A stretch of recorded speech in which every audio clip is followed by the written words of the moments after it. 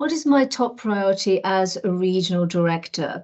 So I could give you a very formal answer in terms of what our objectives are.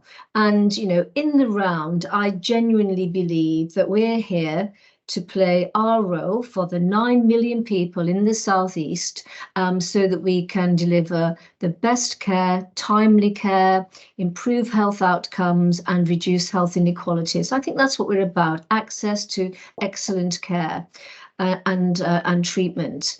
And I think my role as a regional director is kind of the leader of the leaders, to work with the teams out there to enable us to deliver on those objectives. And so we talk a lot about the money, urgent care, elective waiting lists, and all the rest of it. My priority is to look after the health and well-being of our leaders, of the team. As I say, I do think my priority is to nurture, to inspire, to lead, but also trying to look after so that we can have that inclusive, kind and compassionate, but results orientated culture that is helping us to deliver our objectives. Why do we need to develop aspirant chief execs? So we've talked a lot today about the agenda that we're facing, and it's not just the health service, it's societal, isn't it? The economy, look at the issues in terms of our workforce and the like. But within health, there are millions of people now on a waiting list. We are multi-millions overspent. There are 50,000 vacancies for nurses and 100,000 in the care sector. So we have the agenda that is facing us, our interest huge. And so we need to develop leaders who can really help us in terms of meeting the needs of our citizens.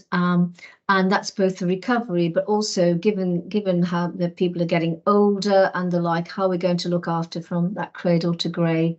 So therefore, just given the problems that we're trying to solve, the challenges that are there, we need the very best leaders that we can. Because whether you're working, for NASA or Facebook or whoever you're working for, these are huge challenges.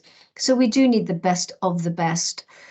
So I think that's why we need to develop our leaders, but also our leaders as part of our teams. Yeah. So just thinking about, when you see individuals in organizations along the way, and you think, yeah, they've got something, those stars, they've got that X factor, whatever it is. And yeah, I think that they're going to make an amazing chief executive or director. One of the things I am really proud of over the year is, I think I can probably say there's at least 10 chief executives, maybe more, and certainly more directors that I've thought, yeah, there's something about you. And what is it? Often there's an energy, good listeners, good communicators, good team players, but they've got that something that, you would follow them. They would inspire you, they'd motivate, they've got vision. It's that sort of thing. And I think they get the best out of people. They enable their team to be the best that they can be for the people who use the services. So yeah, that is something I've been really, interested in over the years. And, when you see it, you can see it, but sometimes it's hard to quite articulate it. But what I've also seen is, and I think we need to get better at this. There are some people who are quite good at self-promotion and the like. Not all leaders need to be out and out raging extroverts and, good on their feet and all the rest of it.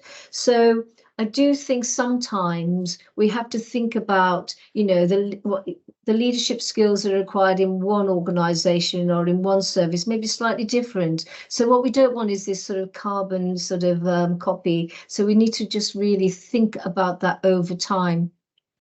And how do we help those folk who, you know, like those school children I saw when I went back to my school, that do have what it takes, but they haven't got the confidence to step out. And for me, I do think there's an untapped seam there, and I think we need to reach in sometime, not just, you know, see what presents itself. And often I have found, you know, that we do need to go into those groups that aren't as well represented. I think sometimes it's about really leaning in and seeing who's there, because I think you do sometimes have to encourage folks, because, you know, there has been a fairly traditional and typical, I think that's moved on now in terms of what a chief executive looks like. But I do think sometimes, yeah, sometimes the star emerges and sometimes you need to help it a little bit to come to the surface. Those of you out there, those aspiring chief executives, what's the one thing that you could do today?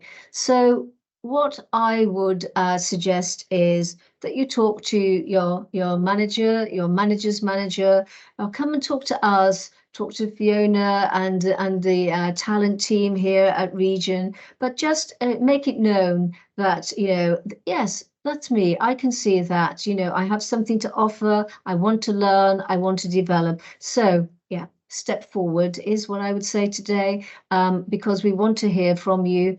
You've heard a lot today about the challenges that we're facing, and they are pretty huge. But, you know, we have fabulous talent within the Southeast. We're only as good as our team. So I'd ask you, please step forward, come and talk to us, and then together I'm sure that we can build on the talent that is out there, and together we will be able to deliver on our agenda for the people who use our services in the Southeast.